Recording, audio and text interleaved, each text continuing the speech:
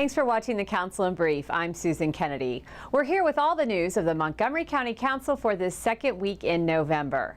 Up first this week, a work session on a bill that would certify the county's Redistricting Commission's recommendations to revise the boundaries of the 5 council districts.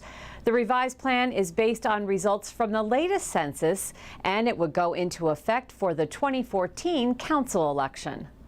Well, I think it's mostly about making sure that our communities stay as a whole. That was one of the concerns that we had going into this, and made it clear to the Redistricting Commission that that was our expectation.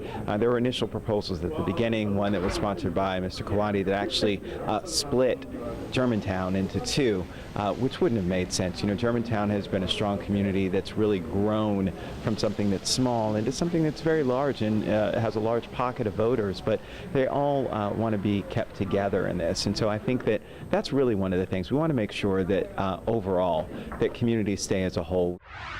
Recently, Council Vice President Roger Berliner arranged a meeting with members of the Prince George's County Transportation, Housing and Environment Committee to discuss transportation issues of mutual interest.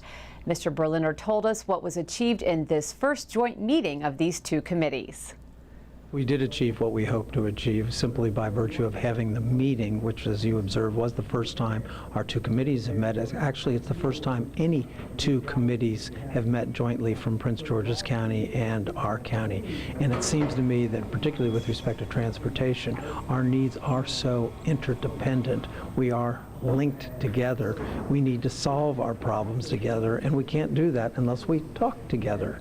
So I feel very good that we began to communicate together, bring people together, hear the same things, and know what each other is doing. So I think it was successful.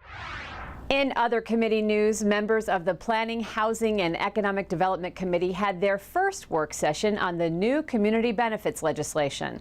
The bill would require big box retailers who want to locate in the county enter into an agreement with at least 3 recognized civic organizations. Members of that committee have differing views on the necessity of this legislation.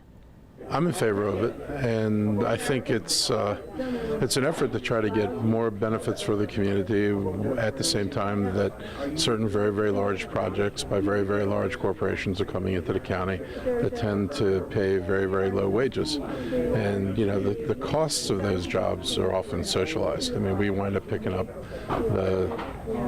the tab for, you know, essentially what workers don't get paid, they become county liabilities. So people are looking to see what kind of benefits we can bring to the communities to ameliorate some of the effects of some of these projects. And not everything is addressed through the planning process. They really are more limited to looking at planning and zoning issues. They're not able to look at some of the broader considerations.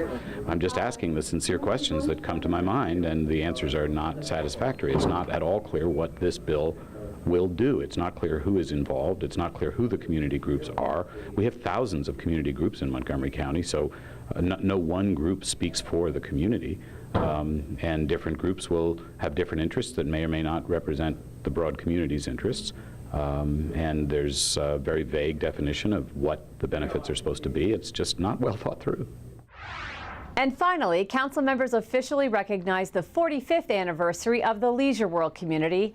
There are close to 9,000 residents who live in the age-restricted community that's located in Silver Spring.